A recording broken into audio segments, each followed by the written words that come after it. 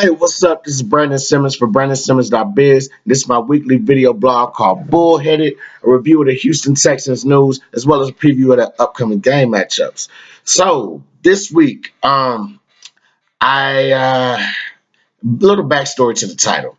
So I was trying to figure out a title for this video blog, and I just couldn't figure it out. So I just had a bunch of thoughts running through my head, a bunch of ideas bouncing off, and I was like, you know what? I'm just come to terms that I'm not gonna have a title for this. So basically, that is how I got the title of this week's blog. Come to terms, and this is the perfect title to describe a lot of the things that's been going on this week with the Texans. First off, let's start off with Sunday. Uh, Tom Savage, bruh. I I have to come to terms that Tom Savage just might be trash, bro. Like for real, there's no beating around the bush about it. There's no more hope for it. I think this dude just might be trash. Now listen, when he came in last year, when he came in for Osweiler that one game last year, I was like, let me see what he can do. He's been around for a while, had a bunch of injuries, and it kind of bothered me that he didn't throw a touchdown in that game. But everybody was kind of praising him as like the next, starter savior, and I was like, we'll see. Uh, Preseason came around, and of course, we drafted Deshaun Watson by that time. And so Savage would be, everybody assumed like, Savage would be the incumbent starter. He'll start a couple games and all this other stuff. And I'm still kind of skeptical. But Watson, he was still a rookie, so I didn't really see like the full pro of him. So I was like, he's probably not ready. So what, let's roll with Savage. You know what I'm saying? So, but regular season came about, and well, shucks, man. Like that first game, that was a disaster. That probably wasn't entirely his fault. But fast forward to Sunday, man, and it's like, yo, this dude still has not gotten it right. He was O'Brien's first quarterback drafted. Granted, he was a fourth round pick, but come on, man, still you've been in the system this long. Like anyway, so I've come to terms with, Savage is just trash right now. I haven't even looked at the injury report, see if he's or depth chart, see if he's gonna start anything. For all I know, he's still, starting this Sunday. You know, this past Sunday against the Colts, it was just a bad game, just a fluke. So hey, whatever. They like it, I'll take a shot over it. But yo, man, there's no excuse for him to just be this bad at this point in his career. I feel so. Anyway, it is what it is. Another things I want to come to terms with. This whole quarterback and Colin Kaepernick situation. And I'm gonna get a little bit into the Texans not signing Kaepernick, coming to terms with that. And one of the things that led me to that point was this quarterback carousel that they threw out. Like, listen, it's no secret the Texans have struggled with trying to find a starting quarterback. So you you can imagine, you know what? You would think that you would feel that they would have a better chance at getting a backup quarterback because that's what they've been selecting this whole time, man. Like, yo, Schaub is a backup, or I think he's retired now. But Yates, all these dudes, man, like you would think they would have a better shot at finding a backup quarterback since they've been garbage at finding a starting quarterback.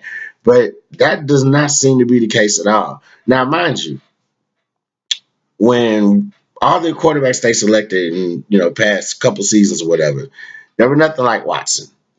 Pretty much straight drop back quarterbacks. They barely even were mobile. Watson comes in, whole different skill set, and it's just amazing. Now, with that being said, Matt McGloin, they brought him in, then they cut him. So I don't know what the deal that I don't know what that was all about. You know what I'm saying? But that just seems like a waste of time to me.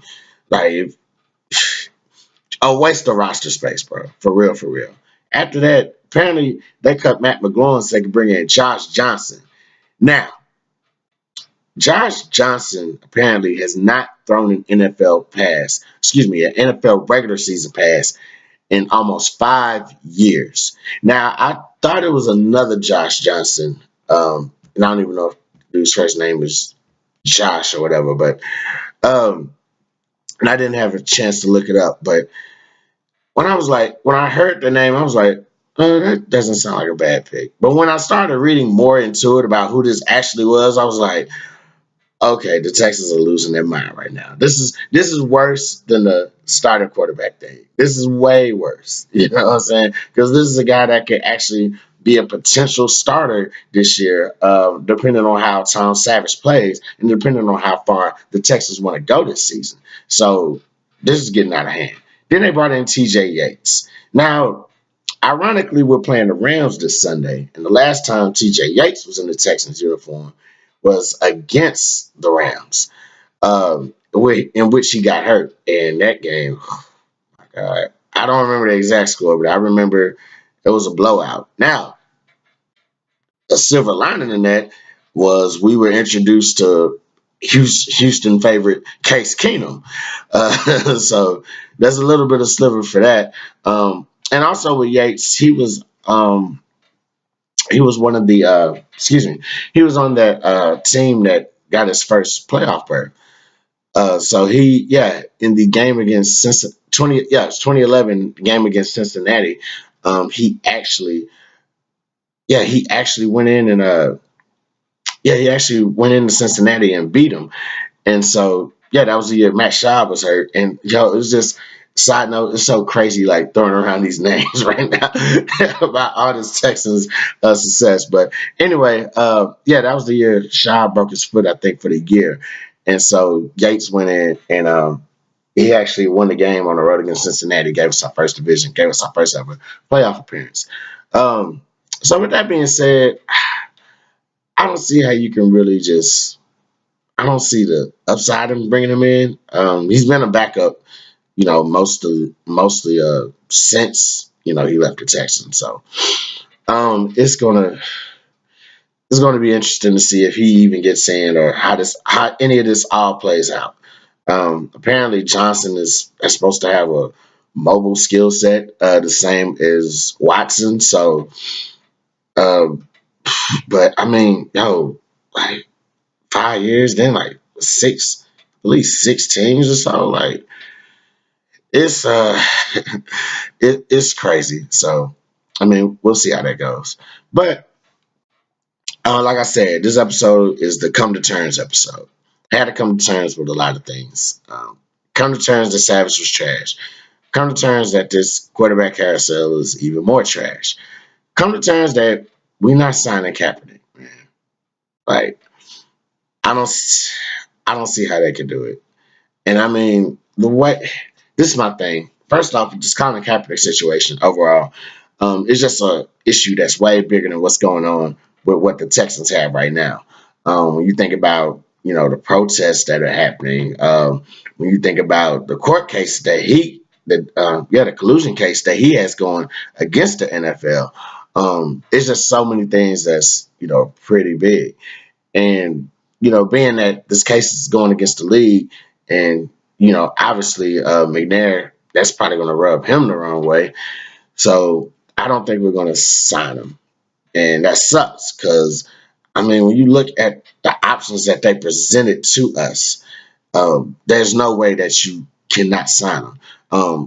And just going back to, and actually not going back to, but going into one of the reasons that people claim that they can't sign Kaepernick is because he doesn't know the offense. There'll be too much to change the offense. Well, hell, the quarterbacks that O'Brien has chosen, or whatever, one of them two clowns have chosen, any one of them two clowns, but the quarterbacks that they have chosen since 2013, they haven't been Deshaun Watson quarterbacks. Not saying that, it's a race thing, but saying I'm talking skill set wise. Watson, yeah, he has an arm, but he's also a little bit more mobile in the pocket. If the pocket breaks down, he's able to get out of it.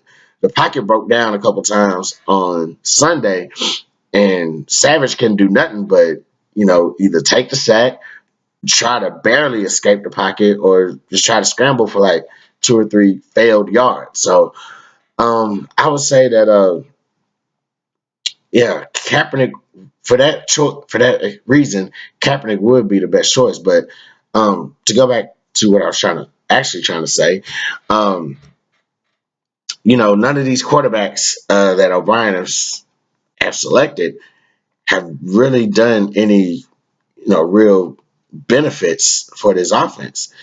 I think that since O'Brien has been head coach of this team, Watson has been like our best, offensive. He's been our best offensive run. Now there's been splashes here and there, like Fitzpatrick. He had 6 touchdowns against the Titans. One year. Hoyer, he had a couple touchdowns in one game or so, but it's never been on a consistent basis. We Watson has given us our first, consistent quarterback play, and despite his skill set, or what I'm saying. But with that being said, like who else out there um, is fresh and that can match his skill set? It's Kaepernick. You know, um, yeah, he's 30 years old. He's been out of the league for like what, a year? Not even more than a year. Last season, you know what I'm saying? Like, that was the last time he played. It wasn't like it's no 5 year hiatus. And even then he started like 8 games. And like I said, it's not like it hasn't been no 5 year hiatus. He started the last 8 games. So he's still, pretty fresh. He's still pretty hungry. Just bring him. No, just bring him in, work him out, put him in. No, just not even bring him in, work him out. Just sign him. Like, but obviously that doesn't look like it's going to happen if this is what they're going to continue to put out there. Another thing I try to come to terms with is, should I give up on this season? Like, it's like, we're 3-5 right now. The Jaguars are doing amazing. I don't care. Like, they look like the favorites to win the division right now. Tennessee, they're having their moments, but they could. It looks like for right at this moment, it looks like it'll come down to Tennessee and Jacksonville to take over this division. Other than that, we still got to go on the road to face all 3 of our division opponents. We close out the year with the Colts, and even before that, we still got to go to Jacksonville, still got to go to Tennessee. We still got the Pittsburgh Steelers coming in here on Christmas Day. So, uh, the optimist in me can't give up on this season. It's like, all right, something's got to give. I know it's going to be hard to kind of start that with the Rams this Sunday, but still something has to give. So, I won't give up on the season. I won't come to terms on that. I will come to terms on them not signing Kaepernick, and that's just a disgrace, man.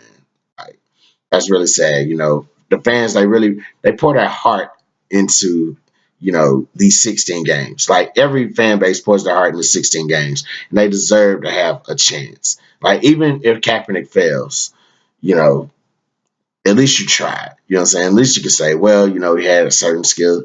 He matched what Deshaun Watson can do on the field and what we've been doing all season. So, let's give him a shot. But I mean, the fact that you won't sign him for some petty ass protests, like, yo, man, that's whack. Some protests ain't even got nothing to do with the flag, to be honest with you.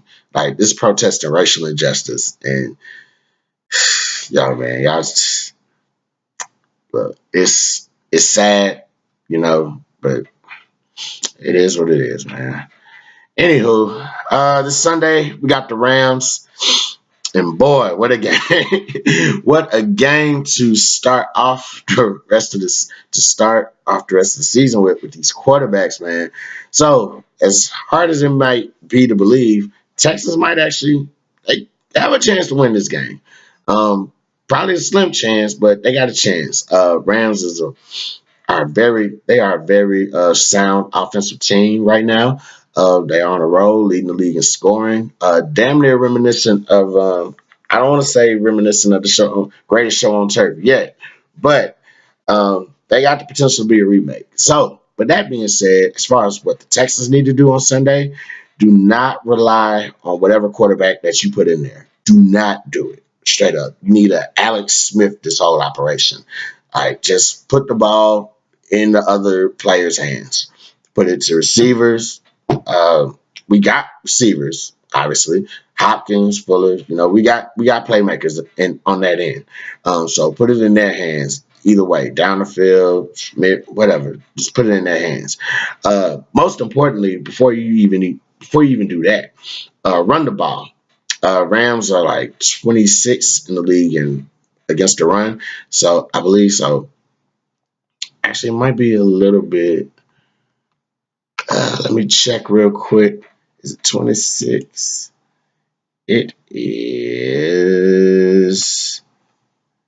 Yeah, 26. So yeah, um, that's probably the only thing that they kind of struggled on. So I would definitely say run the ball, establish something for that. Get something going with that. And then just kind of operate from there. You wear the defense down enough. NFL basic logic. You wear the defense down enough, you can do anything you want to do. So run the ball and get that going. Do not stare down the receivers. I know a couple of these quarterbacks, man. Wherever quarterback comes in, there'll be some new dude be like, "Yo, I got a brand new shiny DeAndre Hopkins. First day on the job. Let me make sure I find him." But don't do that, please. The Rams are still a sound defense, so they know what they're doing. As far as our defense, just be mindful of big play opportunities. It was Sunday. They had a 3rd and 33 against the Giants, and granted, the Giants are struggling, but I don't pick them as the type of team to give up a 3rd and 33. So just make sure that if the Rams are in some type of spread, four wide receiver, five wide receiver formation, just kind of be wary of that, of all the weapons that they have on the field. Don't be lazy in that coverage because these are some fast dudes that can really break out there. Todd Gurley, he catches it in the open, he'll break out there. Drew Robert Woods, I haven't seen too much of him, but he was the one that converted that 3rd and 33. So yeah, just watch out for him as well. Sammy Watkins, oh man, from the used to be with the Buffalo Bills, he just got traded to the Rams, I believe, right before the season started. So yeah, definitely watch out for him. Dangerous type of guy. Really, real offensive threat. Something like I would say similar to Antonio Brown a little bit, but probably a poor man's version. Still, we can't afford it. Can't afford to have him making plays. So, yeah, those are just things Texas need to do this Sunday. And so, yeah, we're gonna go to church. It's an afternoon game. Texas is gonna be on the road in LA, so the game will be at 3 o'clock. So before that, I hope all of us will be in church praying hard. Definitely. So anyway, that's all I got for this week. I'm Brandon Simmons for BrandonSimmons.biz. Holla.